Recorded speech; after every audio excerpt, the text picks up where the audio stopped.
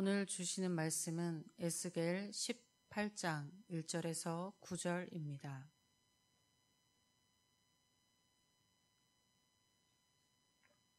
에스겔 18장 1절에서 9절입니다. 또 여호와의 말씀이 내게 임하여 이르시되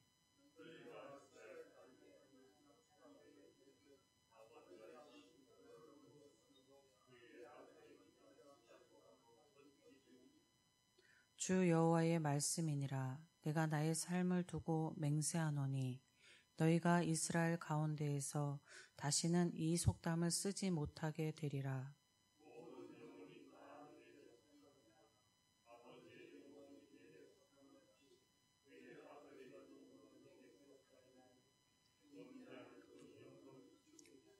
사람이 만일 의로워서 정의와 공의를 따라 행하며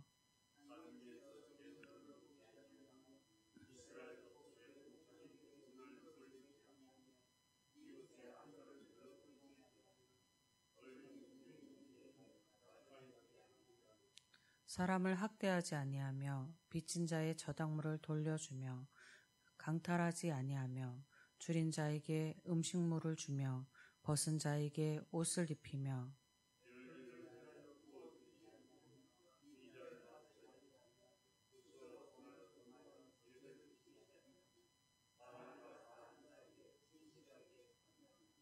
내 율례를 따르며 내 규례를 지켜 진실하게 행할진대 그는 의인이니 반드시 살리라.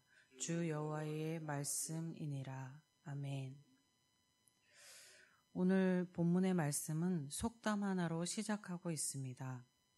당시 이스라엘 백성들, 특히 바벨론의 포로인 이스라엘들 사람들 사이에서는 아버지가 신포도주를 먹었으므로 그의 아들의 이가 시다라는 속담이 회자되고 있었습니다. 이 속담의 의무는 아버지가 지은 죄 때문에 아들이 고난을, 형벌을 당하고 있다는 것입니다. 조상의 죄로 인해 후손이 고난을 당하고 있다는 이러한 생각은 이스라엘뿐만이 아니라 고대 근동의 여러 문화권에서 널리 퍼져 있었습니다. 조상의 죄로 인하여서 신이 그의 자손에게 후손에게 벌을 내린다라는 것이 퍼져 있었습니다. 상식적으로 생각해 보면 아버지가 아무리 신포도를 많이 먹는다고 하여도 아버지 당사자인 입이나 치아가 감각이 무뎌질 뿐이지 그 자녀의 입이나 치아의 감각이 무뎌지는 것은 만무합니다. 그러나 당시 이스라엘 백성들, 특히 바벨론의 포로로 끌려와 고난을 당하고 있는 이스라엘 자손들은 자신들이 당하고 있는 그 고난이 죄를 너무도 많이 지은 조상의 죄 때문이라고 생각하였습니다. 하나님은 자신들의 당하는 고난을 조상 탓으로 돌리는 이스라엘 백성들에게 2절에서 이렇게 질문하십니다. 너희가 이스라엘 땅에 관한 속담에 이르기를 아버지가 신포도주를 먹음으로 그의 이가 시다고 함이 어찌 됨이냐. 하나님은 이 질문은 이스라엘 백성에게 너희가 하는 말은 말이 되지 않는다라는 것입니다. 하나님께서는 조상의 죄악으로 인해 보응하시는 것이 아니라 악을 행한 그 당사자에게 형벌을 내리며 또 의를 행한 그 당사자에게 복을 주시는 것을 명백하게 드러내시며 이스라엘 백성들이 다시는 그와 같은 속담을 쓰지 못하게 하실 것임을 말씀하십니다.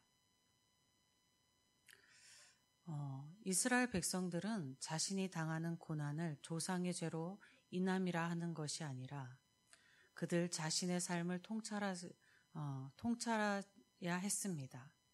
자신의 삶을 통찰하지 않았기 때문에 나의 죄가 아니라 조상들 죄 때문에 지금 고난을 받고 있다라고 이들이 생각하고 말하고 있는 것입니다.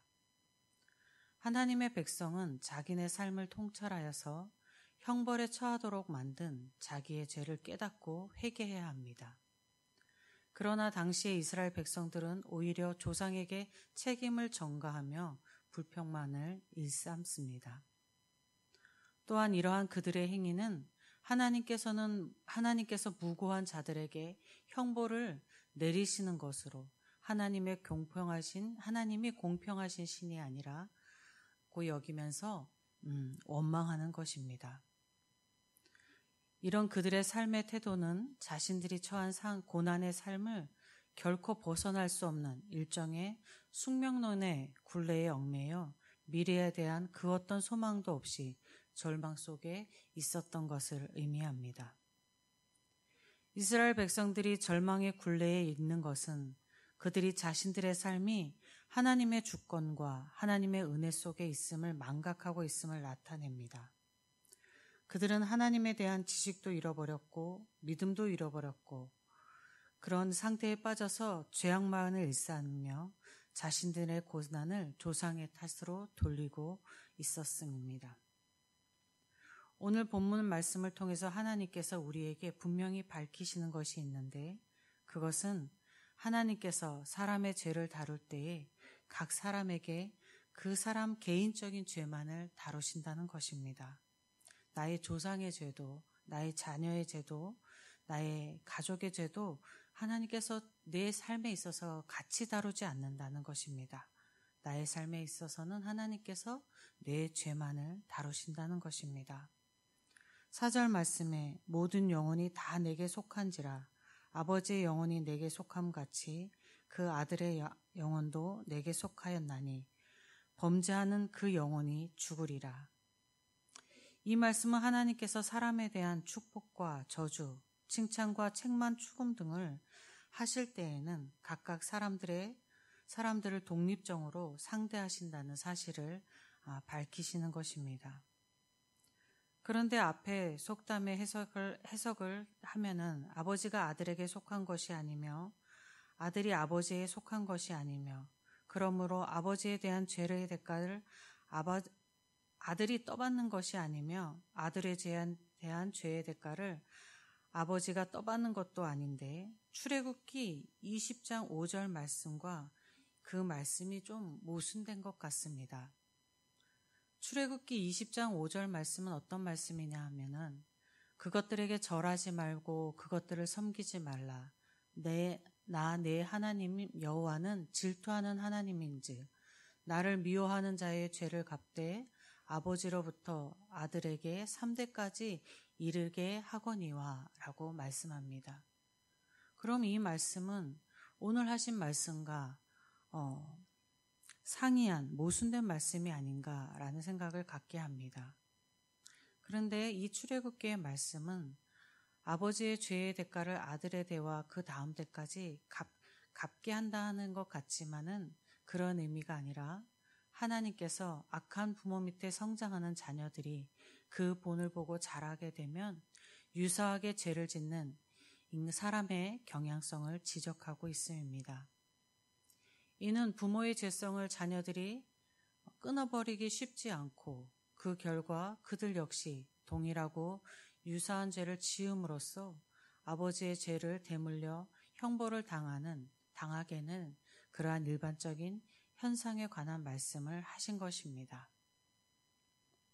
이 말씀을 또 생각해 보면 내가 사는 것이 내 자녀에게 얼마나 큰 영향을 미치는가 하는 것을 돌아보게 됩니다. 무지하고 의로운 자녀가 단지 패역한 아버지의 피를 타고났다고 하는 한 가지 이유로 그 아버지의 죄책을 지고 형벌을 당한다면 그것만큼 억울하고 불공평한 일이 없을 것입니다. 그리고 사실 사람은 자기 죄로 사망에 이르는 존재로서 타인의 죄를 대신 책임질 수 없는 존재입니다. 사람은 내 죄 하나 겨우 책임져 죽음에 이르는 존재인 것입니다. 다른 사람의 죄에 대하여 책임을 지고 형벌을 당한 존재는 인류 역사상에 오직 예수 그리스도밖에 없으십니다. 하나님은 각 사람의 인생에서 이 세상에 그 사람 한 사람만 있는 것처럼 관계하신다는 것입니다. 하나님과 나의 관계에서는 그 어떤 사람도 끼어 있지 않습니다. 나의 인생에서는 오직 하나님 앞에 나만 있는 것입니다. 하나님 앞에 있는 내 인생은 내가 행한 의와 내가 지은 죄만 있고 하나님은 그것으로 나를 판단하시고 그것으로 나에게 상벌을 주신다는 것입니다. 여러분, 하나님과 여러분이 단둘만 사는 세상을 생각한다면 어떤 마음이 드십니까? 기쁜 마음이 드십니까? 아니면 두려운 마음이 드십니까? 하나님과 단둘만이 있으면서 하나님이 다른 사람과 비교하지 않으시고 내 의만 보신다고 보시면서 의롭다 하신다는 것을 생각하면 기쁜 일입니다. 또 다른 관점으로 하나님이 나만 보시면서 다른 사람의 죄와 비교하지도 않으시고 희석하지도 않으시고 내 죄만 보시고 나에게 벌을 주신다 라고 생각하면 그것은 또 두려운 일입니다. 여러분의 인생에서 하나님과 여러분 자신 둘밖에 없는 것은 사실이며 현실입니다. 여러분은 여러분의 의를 누구와도 나눌 수 없고 의로운 상도 누구와도 나눌 수 없습니다. 또 여러분은 여러분의 죄를 누구와도 나눌 수 없고 여러분에게 내리는 형벌도 누구와도 나눌 수 없습니다. 물론 이 형벌은 하나님의 나라에 이르지 못한다는 것을 뜻하는 것은 아닙니다. 하나님 앞에 여러분의 삶이 의의 삶, 하나님의 상을 받는 삶이 되기를 주님의 이름으로 축복합니다. 하나님 앞에 여러분 삶이 두려움이 아닌 기쁨의 삶이 되시기를 주님의 이름으로 축복드립니다. 아버지 하나님, 감사합니다. 이 세상은 사람을 비교하고 여러 사람 중에 그 사람의 우열을 따라서 사람이 훌륭하고 그렇지 못하다라고 판명합니다. 그러나 하나님께서는 이 세상에 누구와도 비교하지 않으며 오직 나 한 사람을 보시며 의롭다 하시고 귀하다 하시는 것을 오늘 말씀을 통해서 듣습니다. 하나님이 나만을 보시는 것을 우리가 알게 하시고 나도 하나님 앞에서 나만 보시는 하나님 앞에 의로운 삶을 살 수 있도록 인도하여 주시옵소서. 내가 짓는 부끄러운 죄도 하나님께서 다른 사람의 죄와 희석하지 않고 적다 크다 비교하지 않고 나의 죄만을 보심을 기억하게 하여 주셔서 언제나 나의 삶을 통찰하여서 하나님 앞에 의의 길로 가는 귀한 우리들이 되게 하여 주시옵소서. 날마다 말씀을 통하여서 새롭게 하시니 감사합니다. 하나님 앞에 기도하게 하셔서 날마다 우리를 돌이키게 하시니 감사합니다. 이 삶을 우리의 호흡이 멈추는 그날까지 계속적으로 이어갈 수 있도록 저희 모두에게 은혜 내려 주시옵소서. 은혜 주실 하나님을 소망하며 우리 주 예수 그리스도의 이름으로 기도드립니다. 아멘. 하늘에 계신 우리 아버지의 이름을 거룩하게 하시며 아버지의 나라가 오게 하시며 아버지의 뜻이 하늘에서와 같이 땅에서도 이루어지게 하소서. 오늘 우리에게 일용할 양식을 주시고 우리가 우리에게 잘못한 사람을 용서하여 준 것 같이 우리 죄를 용서하여 주시고 우리를 시험에 빠지지 않게 하시고 악에서 구하소서. 나라와 권능과 영광이 영원히 아버지의 것입니다. 아멘. 이 시간 기도하실 때에 우리 교회를 위해서 기도하겠습니다. 내일 있을 예배를 위해서 기도하시고 모든 사역자를 위해서 기도하시고 청년부가 현재 아사네에서 있는데 오늘 이제 수련회를 마치고 돌아오게 됩니다. 안전하게 돌아올 수 있도록 기도해 주시기 바랍니다.